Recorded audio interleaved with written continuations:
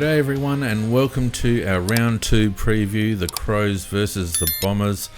Saturday 12:50 at the MCG of course, and it should be a good game. Last round of course the Crows beat the Saints by 63 points pretty comfortably, and the Bombers lost a hard fought game against the Hawks by 26 despite a bit of a late comeback by the Bombers in that match.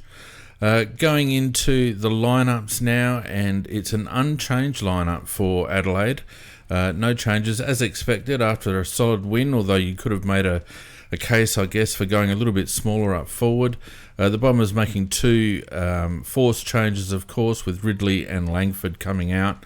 So they are depleted at either, or depleted, I should say, at either end of the ground. So it's going to be a struggle for them, I think, but it's not their strength. So look, up forward, the matchups there, I expect Keys to take Redmond, who is one of the Bombers' driving forces out of the back 50. Debatable who'll take Walker and Thilthorpe. I think they'll start with the young lad on Thilthorpe and put McKay on Walker. Martin on Fogarty, of course, and McGrath will take the shutdown on Rankin and Rochelle as they rotate through there. Neil Bullen has a bit of an advantage, I think, there. In the midfield, of course, I think we'll see Durham do his normal run with, either with Dawson or maybe Saligo if he gets off the chain. I expect Peatling actually to run a bit with Caldwell. They'll obviously rotate Saligo and Peatling a bit. Crouch and Merritt seems a bit of an obvious one. Crouch is going to have to work hard away from stoppage to make sure he keeps a lid on Zach Merritt. Up forward, of course, for the Bombers, they're a bit depleted, so Drape has been named up forward. Whether he plays or not's another thing. And then they've got the young lad Caddy, who's quite promising but still pretty green. And we match up pretty well. Instead, in terms of Kako, debatable whether Laird or Michaelani goes to Kako. One of those two, I would expect probably Laird.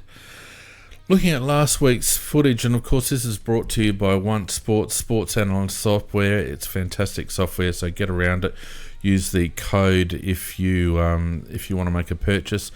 The Bombers' main strength is their work around stoppage, so they are a workmanlike team.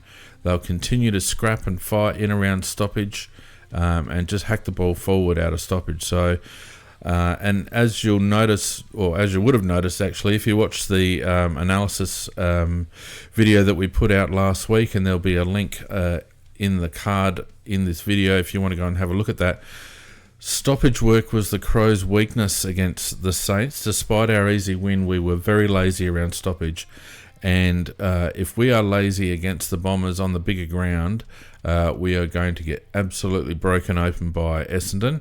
You can see again in this footage here, Hawthorn looked to be out, but they just mess up a bit of disposal here. This guy probably should have gone forward, but the extra handball allows Essendon just to keep scrapping, and eventually they just keep shuffling the ball, and that's what they do. They're workmen. There's not a lot of finesse with Brad Scott's side. It's all about pushing and moving the ball forward, and that's how they get their scores. They're not a free-running side. They're a workman-like side, so that's what we're going to have to be careful of. Their desire to compress the ground, though, gives us some options.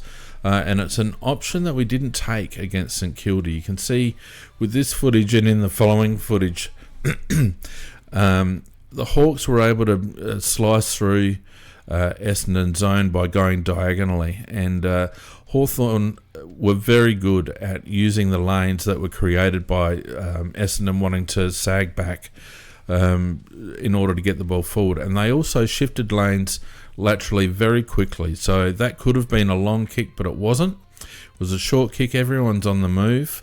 Everyone's on the move here, trying to create holes in the Essendon defence, and you can see as a consequence they've created a beautiful little lane there where Essendon haven't covered off as they're shifting back. And again, that diagonal kick. And again, the fact that the Crows haven't played on the MCG, they're going to have to adjust to the bigger dimensions because it is an extra kick. They're going to have to carry the ball further forward in order to get good forward 50 entries. Again, you can see here Essendon, they push up. There's a big group of players all pushed up there, and Hawthorn were able to move the ball by hand and by carrying the ball and get it over that line and get it to a situation where they know there's plenty of room on the fat side of the ground there, and they can just move the ball forward. And Chol didn't take this mark, he probably should have, but that's exactly how Hawthorn moved the ball. The last bit of footage here on this particular point, you can see again, because Essendon have pushed back, now they're stuck with 5 extras behind the play. Hawthorn are actually able to move the ball quickly, get the ball over the back, and Chol this time doesn't let them down, and a good kick to one-on-one contest, which is what we want to do with our marking strength. You can see here, the way to get through Essendon's zone is to run through it, basically. You can see because they've compressed up the ground, there's a sheep paddock behind them. Hawthorn got Essendon continually out the back because Essendon just want to push up. And nothing is made clearer than this particular bit of footage, which was a beautiful set play that Hawthorn employed late in the game, where all that side of the ground was just open and Impey just set off with a good block. Hawthorn ran back through the middle. You couldn't see the footage there, but by the time the ball got down, they had options up forward. So that's the way you do it against Essendon. The advantages we have, obviously our scoring efficiency and marking power, which is why we really want to move the ball through their zone quickly and get it up to our marking forward. We do have good runners off half-back and good kicks, Miller and Hinge and Geordie when he's back there as well. And we do have a lot more options through midfield, so we're going to stretch Essendon's depth in the midfield. If we're lazy around stoppage, though, we're going to get broken open, as I said. And if we play like we did against St Kilda with our transition work and just go up and down the lines, we're not going to have any luck. We need to change lanes, and we have to be careful of the Bombers' small forwards. They could get us if we're not careful. I think the Crows get up by 25 points. We're statistically better than them. We have better options up forward, and I think we'll get them by 25 points.